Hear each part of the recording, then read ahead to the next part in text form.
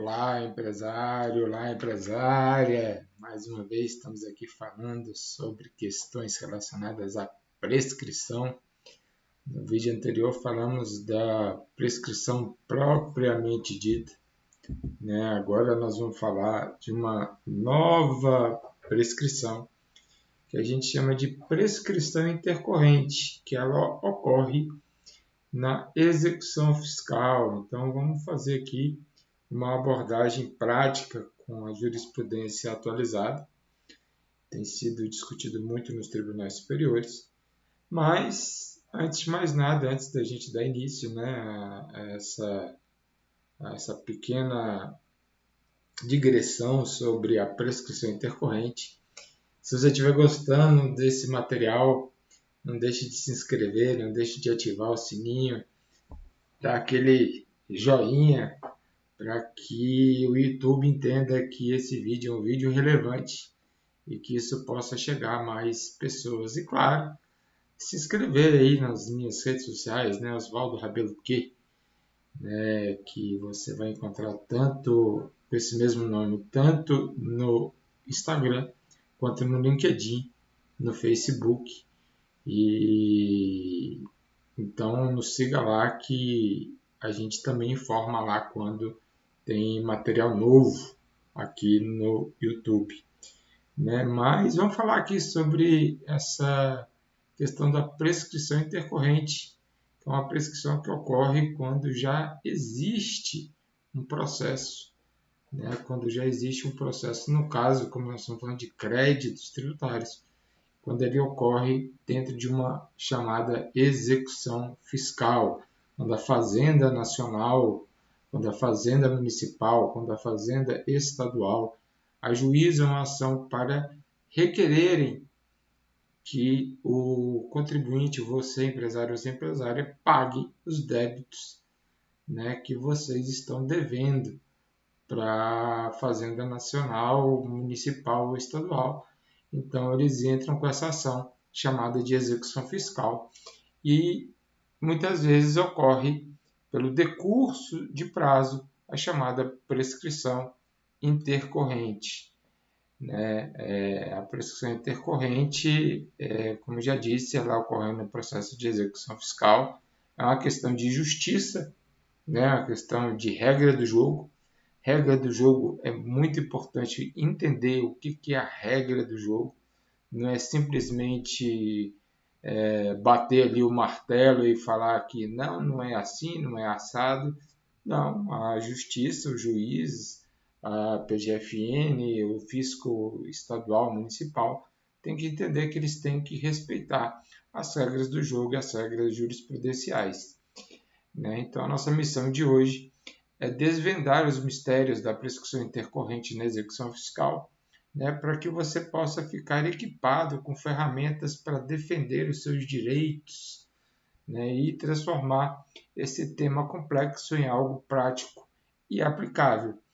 Eu confesso que no início eu demorei muito a entender sobre isso, precisei abrir muito a mente, minha mente era muito fechada sobre isso, né, entendia de maneira errônea, mas com bastante estudo consegui chegar a eliminar, como eu já disse aqui diversas vezes, né, um caso, ocorreram outros casos também, mas é porque esse caso ele é realmente emblemático, de zerar um débito de 17 milhões pela prescrição intercorrente, né? Então, dentro desse cenário da execução fiscal, é quando a Fazenda Pública cobra um tributo que você não pagou, um crédito que ela tem direito de receber e você não pagou, né? Você simplesmente deixou de pagar, seja por qualquer motivo que seja por crise econômica, seja porque você resolveu comprar e investir numa máquina que te ajudaria a alavancar o seu negócio, né? Então, quando ela vai começar a cobrar, ela já constituiu o que a gente chama de dívida ativa, o débito já está em dívida ativa, e aí começa a ação de execução fiscal para buscar bens penhoráveis para que seja dinheiro, seja imóvel, seja carro, seja lá o que for, para garantir o pagamento dessa dívida. Mas essa cobrança, ela não pode ser uma cobrança eterna. Ela tem um prazo, ela precisa seguir a regra do jogo. Gente, presta muita atenção nessa que eu estou falando isso desde o vídeo passado. É preciso seguir as regras do jogo. E o jogo não pode ser mudado com o jogo em andamento, né? A prescrição intercorrente, então, ela faz parte da regra do jogo. Ele é um escudo contra a inércia, contra a falta de ação da fazenda pública para buscar o seu direito de receber seus créditos, né? O direito ele não socorre aqueles que dormem, né? Quando aquele que tem o direito ele dorme, ele deixa de cumprir determinados requisitos, ele perde esse direito e isso faz parte da regra do jogo. E a prescrição intercorrente é um direito seu como empresário, como devedor da fazenda pública, de extinguir a dívida que ali existe, né?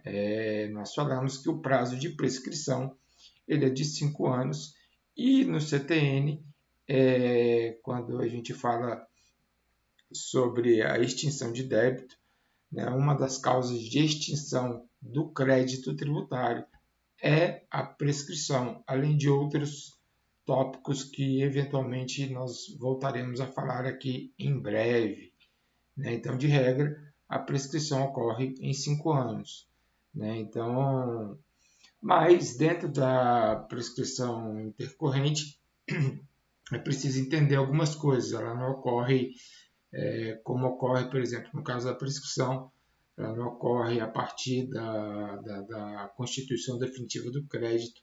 Ela tem algumas regras, ela tem um prazo para começar a se contar. Nós vamos falar sobre isso. E, inclusive, isso já está consolidado na jurisprudência bastante atualizada dos tribunais superiores, né? E, para isso, a gente precisa entender essa jurisprudência para poder fazer o devido cálculo do prazo prescricional. A gente precisa se atentar sempre às causas que suspendem e interrompem a prescrição. A gente precisa entender os efeitos práticos da prescrição. Um dos grandes efeitos práticos da prescrição é a extinção do débito tributário. E você precisa buscar estratégias para evitar a armadilha da prescrição, né? E estudar casos práticos, né? Você que está aqui não porque você tem débito, você está aqui para aprender a aplicar para um eventual cliente seu, um eventual contribuinte seu, porque eu sei que esse vídeo também é assistido por advogados, contadores, administradores, né? Você precisa estudar casos práticos para você aprender a fazer esse cálculo, encontrar essas armadilhas para que você possa alcançar o êxito no pedido da sua prescrição e da sua prescrição intercorrente, né? Para a gente poder entender mais sobre questões de prescrição, é preciso estudar o artigo 40 da Lei de Execuções Fiscais, a famosa LEF, que é a bússola da prescrição, né? Ali tem diversas regras, a regra do jogo está ali, né? Sobre as questões relacionadas à prescrição. E, como eu disse, a jurisprudência é bastante consolidada, né? Haja vista a súmula 314 do Superior Tribunal de Justiça, que diz que em uma execução fiscal, não localizados bens penhoráveis, suspende-se o processo por um ano, né? O juiz, a Fazenda Pública vai lá e fala, olha, não encontramos bens para serem penhorados. Aí o juiz fala que vai suspender o processo por um ano, para que a Fazenda Nacional tenha condição de diligenciar, de buscar bens do devedor para poder solicitar aí uma apreensão de algum bem, alguma coisa, né? Então, assim, muitas vezes o camarada, eu acho engraçado, o camarada fala que não tem bens penhoráveis, aí quando você vê, ele está lá no Instagram dele, postando as viagens que ele faz, postando os carros que ele compra, as casas que ele tem e tudo mais. Aí, se a fazenda pública for inteligente e buscar isso de forma bastante diligente, ela vai encontrar esses bens para serem penhorados. Mas caso ela não encontre, passado esse prazo de suspensão de 1 ano, começa a se contar o prazo quinquenal de prescrição intercorrente. Então, na prescrição, nós temos um prazo de 5 anos. No questão, quando é relacionada à prescrição intercorrente dentro da execução fiscal, é um prazo de 1 mais 5, ou seja, são praticamente 6 anos para que venha a ocorrer a prescrição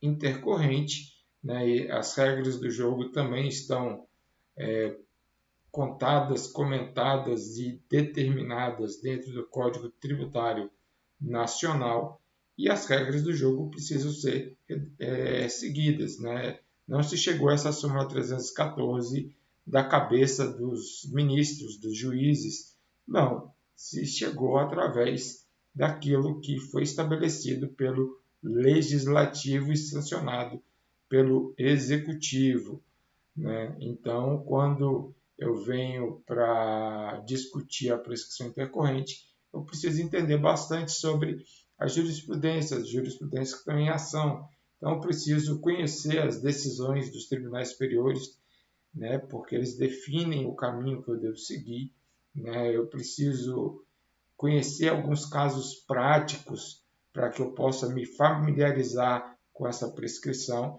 Isso ocorreu naquele caso dos 17 milhões que eu já falei aqui. Já aconteceu em outros casos também de menores valores, valores de 1 milhão, valores de 100 mil reais, valores de 50 mil reais. Eu estou com um caso agora no estado de São Paulo que provavelmente agora em 2024 vai ocorrer essa prescrição intercorrente.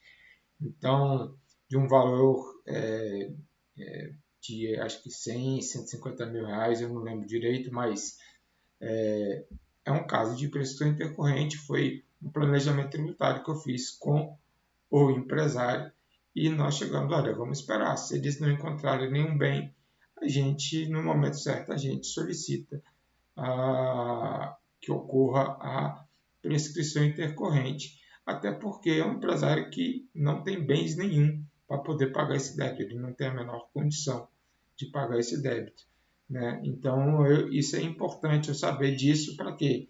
Para trazer segurança na tomada de decisão caso a caso, né? Então, saber, conhecer as regras do jogo, a jurisprudência, é importante para essas coisas.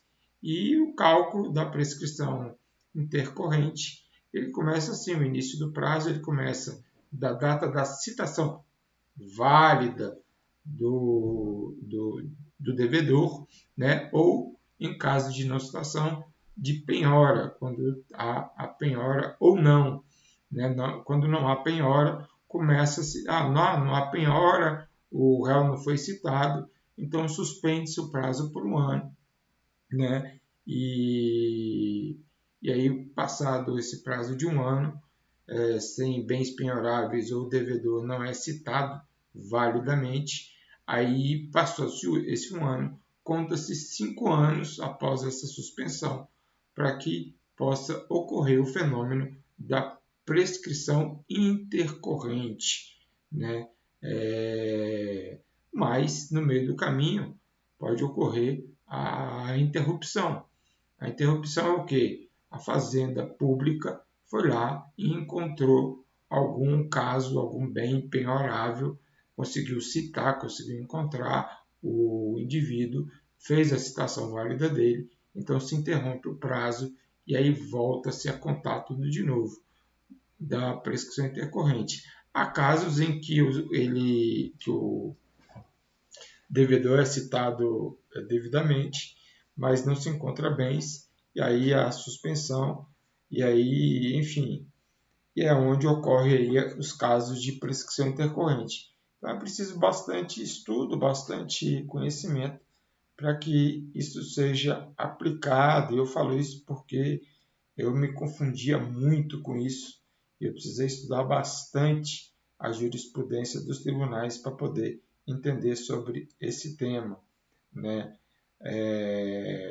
Algumas armadilhas que nós podemos encontrar pelo caminho, né, se eu não entender as causas que suspendem ou interrompem a prescrição. Então, eu preciso entender como que esse fenômeno da suspensão e da interrupção ocorre para que eu possa proteger o, você empresário, você empresária, né? Então, eu preciso entender sobre essas questões nos embargos à execução, nos recursos, tudo isso eu preciso levar em consideração, né? Então, eu preciso aplicar estratégias corretas para evitar que a prescrição seja reiniciada, ou seja, para que evite que volte a se contar do zero, e aí isso pode tornar, sim, uma cobrança eterna se eu ficar caindo nessa armadilha. Então, essa semana eu conversei com um empresário e o empresário falou que contratou advogados que não eram tributaristas, não sabiam nada de tributário. Eu falei para ele, olha, eu não sei como que a gente pode fazer, eu preciso analisar o seu caso, porque eu não sei se de repente esse advogado, mesmo que de boa intenção, ele possa ter cometido uma falha que possa ter interrompido a prescrição, e a prescrição pode ter começado a contar do zero. Então, algo que poderia estar prescrito se você tivesse contratado um tributarista de inteligência de negócios para te auxiliar da maneira correta, talvez você tenha aí um prejuízo. Então, por isso que eu falo sempre, procure um tributarista de inteligência de negócios, de preferência que tenha especialidade em gestão do passivo tributário, para evitar cair nessas armadilhas, né? E uma vez que isso se encontra, você tem a vitória final. Qual que é a vitória final? Encontrou a prescrição intercorrente, extingue-se o direito de ação da fazenda pública, o processo é extinto, é decretada a prescrição intercorrente, né? E aí passa você a dormir tranquilo, porque aí já não há mais possibilidade de penhora dos seus bens e há o cancelamento da inscrição da dívida ativa, porque afinal de contas a prescrição, ou no caso do que nós estamos discutindo aqui, a prescrição intercorrente, ela é causa extintiva do crédito tributário, né? Então, mais uma vez, agradeço a vocês por chegarem até aqui. Se você realmente chegou até aqui, não deixe de ativar o sininho, se inscrever no canal e compartilhar esse vídeo com mais pessoas ou fazer qualquer tipo de pergunta aqui embaixo, que nós teremos o maior prazer em te auxiliar. Um forte abraço e até um próximo vídeo.